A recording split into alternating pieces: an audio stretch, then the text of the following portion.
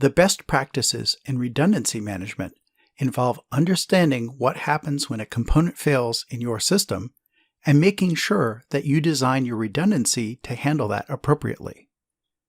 Keep in mind that some redundancy is dedicated to fault detection, while other redundancy is aimed at availability.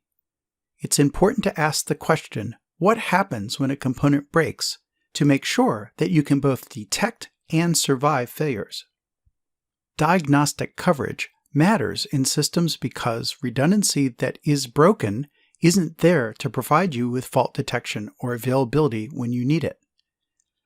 Diagnostics have to be accomplished via testing before mission starts, online cross-checks to ensure no faults happen at runtime, and proof tests for things that are not feasible to test automatically.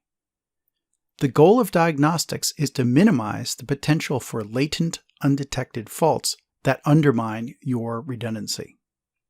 The biggest pitfall is that if you get redundancy wrong, you can have a safety-critical system failure, such as this accident at an undisclosed plant. Make sure you do not double spend your redundancy. First spend redundancy on detection, and then spend more redundancy on failover if you need it.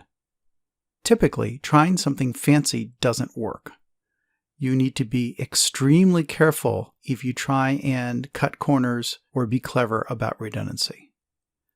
Also, don't forget to look for common mode failures such as software updates that could compromise multiple channels of your system at the same time.